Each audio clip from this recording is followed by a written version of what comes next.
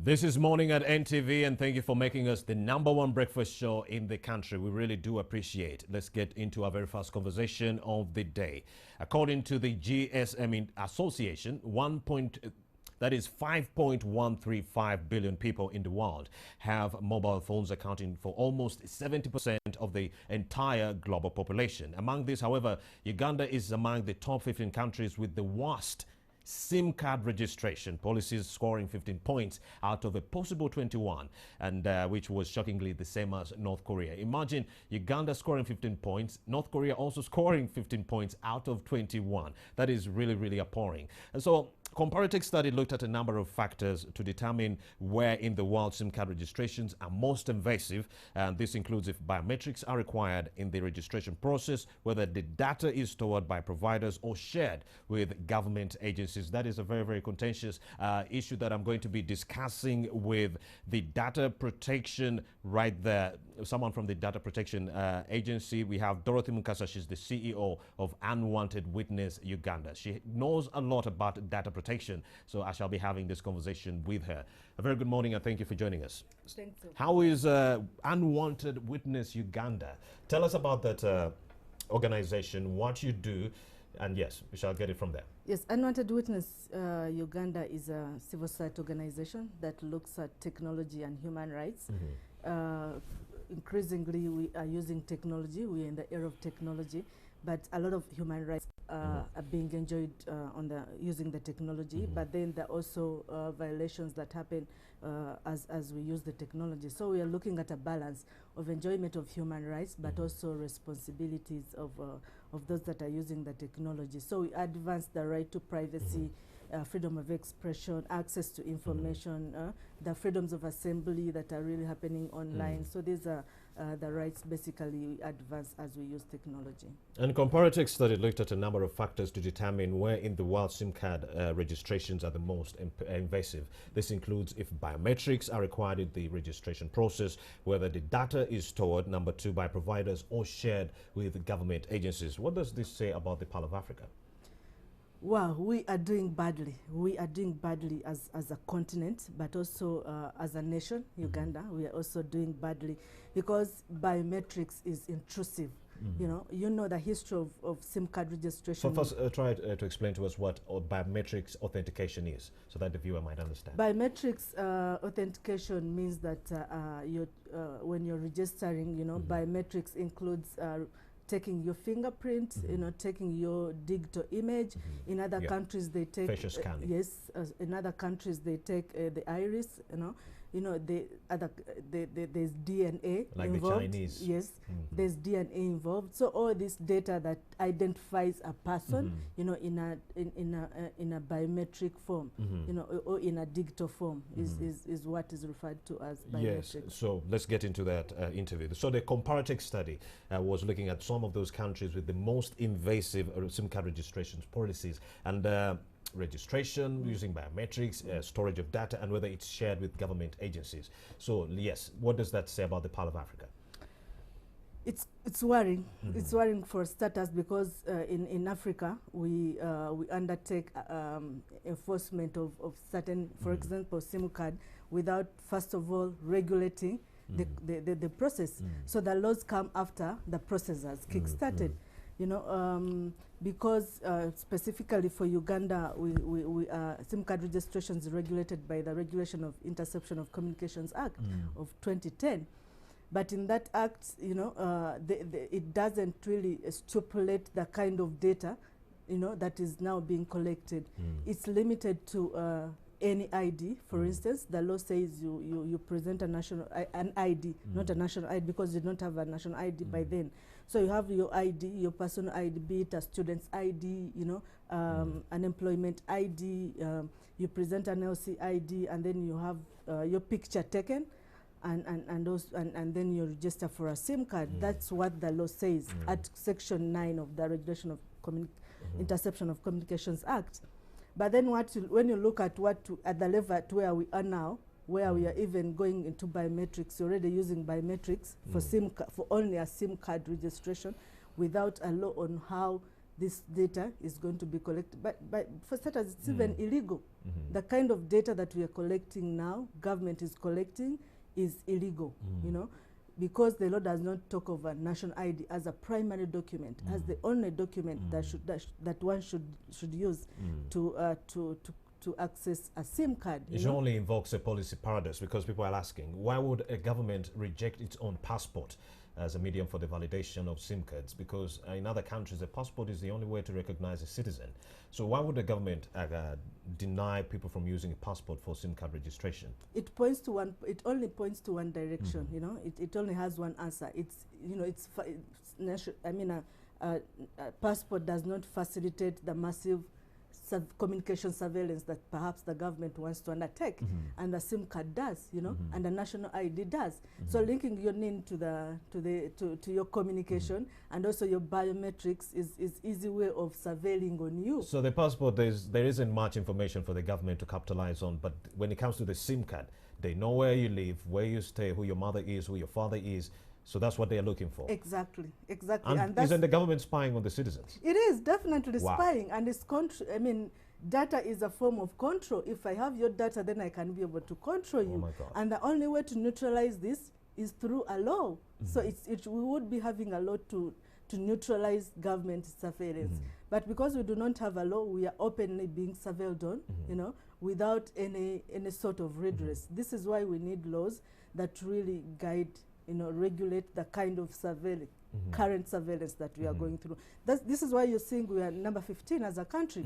You know, our laws are bad. You know, even those that are tried to come up to do a sort of regulation are not implemented. You know, when you look at policy and practice, is totally different. You know, what the law says and what is in practice is totally different. And the law should also regulate on how much data should be shared with government and for what purpose, you know.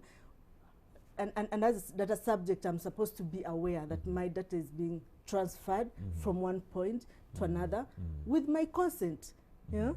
And this is where we get some power as data subjects and limit on control. But without regulation, for instance, we don't know what is happening with our data. That is with telecom companies. We've had telecom companies change business over time, you know, from Airtel, UCG, Warid and stuff. So they keep on selling our data. But also other private companies that the internet that we use as Ugandans, you know, we need to regulate companies even beyond Ugandan borders that give us service, that we connect to, you know, that ensure that they do not exploit our data for personal gains. They do not exploit our data for personal gains. And indeed, in February last year, they did pass an ordinance to actually first ensure that if you're a police officer or an enforcement security operative and you need to access some information on a citizen, you first have to get permission or consent in that regard. But then there are concerns that this law has not been implemented at all, and government is continuing to get information on its citizens without consent. What do you make of that? Having the Data Protection and Privacy Act of 2019 is the best thing that has ever happened for Uganda. For us at Unwanted Witness, we look at it as government's gesture to recognize that privacy is a right, because the 1995 Constitution, Article 27, guarantees for a right to privacy. But over 20 years down the road, we've not had a law that really speaks and protects this privacy that's within the Constitution. So having the data protection law was one of the greatest things that we've had, we cherish as an organization. But also away from the happy moments, you know, we're having this law that has so many loopholes, you know, that we need to really focus on. For instance, open data access by security agencies. You know, the law stipulates that government can collect data for security purposes. This is broad. It's so vague, and it's bound to abuse. You know, anyone, we know that Uganda's history of how power is being abused left, right, and center, and this is also an area that will be abused, even when the law, the data protection law, was made in good faith. You know, and it should be protecting our data as citizens. you know. But also the other worrying thing is that while government continues to collect data, you know, private companies are collecting data, we are onto the internet, and the law is in place, we do not have regulations yet. We do not have regulations indeed, because according to that law, it had called for the creation of it or appointment of a data protection officer. But until now, we are not seeing that data protection agency or officer. What does that mean? Does that leave the citizens as sitting ducks? Yes, we are still open to vulnerabilities of surveillance if we do not have this law operationalized. But to make it more effective, the regulation should be more stringent on accountability and oversight mechanisms. You know, because if we have a data protection officer created, and we have this officer is supposed to be under the mandate of NITA, NITA-U. NITA-U is a government entity. You know, if we don't have strict and strong oversight mechanisms and accountability for this institution, then we are bound to have a law that's really not biting, you know, because we know how government institutions operate. They claim to be independent. You look at UCC, independent institution, but the way they act, NITA-U is now an independent, is claimed to be an independent institution, and it's going to oversee the operation of the data protection officer, you know. But then we should have strict regulations. Indeed. So in the absence of a data protection officer, are we ready, or is this country or government ready for a data breach? It's ripe. It has been ripe over time. You know, God has just been on our side as a country, you know, not to face a massive data breach. But there isn't any there isn't any slightest safeguard for our data, you know, that we can hold accountable for any, be it a company within Uganda or a corporation outside Uganda, or even government. So it's for on God's mercy that we've enjoyed space without any massive data breach. But the more we continue to collect data, but also another thing perhaps is because we've not had these data centers, you know, government established data centers. Now that we are into the process of establishing these data centers, the National ID has a massive, it's one of perhaps the biggest data center for citizens. So if somebody, you know, God forbid, gets into this center without any safeguards, you know, this is the right time that we, as a country, as citizens, we get interested in our data protection issues, to put government to task to have those strong laws that can protect our data. And Uganda scored 15 points out of a possible 21, the same as North Korea, a country known for trampling on the privacy of its citizens. Are our security agencies this bad? Yes, it is. I mean, if you look at the report, the benchmarks of the study, you know, it shows that we are nowhere. Actually, when I read the report, there are certain things that they didn't set fact, you know, that we are missing. If you look at restrictions, we have restrictions on simcard. The report says we don't have restrictions. If you look at enforcement of warrant to access our data, you know, in this country you have a law that guarantees, you know, access. You get that mandates investigating officers to get a warrant court warrant before accessing somebody's data, electronic data. But the incidences that we've seen, security go to the scene, access the data, and then the warrant follows them. You know, a case in point is when Action Aid was raided. You know, we have numbers. The other time was how gadgets were taken, and then the warrant comes after you've executed the operation. You know, so these laws are there that guarantee the warrant. For example, in the Computer Misuse, in the Computer Misuse Act, an investigating officer is supposed to get a warrant, court warrant. Does the Computer Misuse Act protect citizens or the president? Because yes, it is supposed to protect the citizens. But it's supporting the president the other way around. It has very good provisions that protect citizens and their personal data.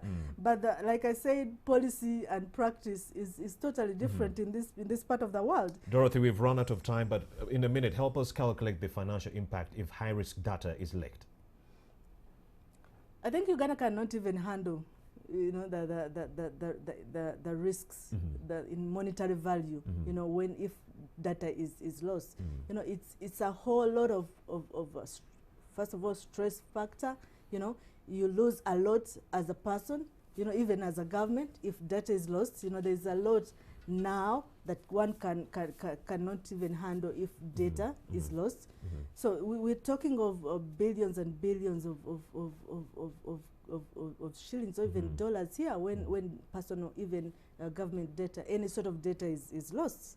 You know, this is why data protection regulation, data protection laws are very extremely important in this day and age. CEO of Unwanted Witness Uganda, Dorothy Mukasa, thank you for having made the time to speak to us. It's a pleasure. Well, the conversation has been centering on the issue of data protection and cyber security. How best can we ensure that our data is protected? And if government is accessing this data, how best can they do it without trampling on the privacy of the citizens of Uganda?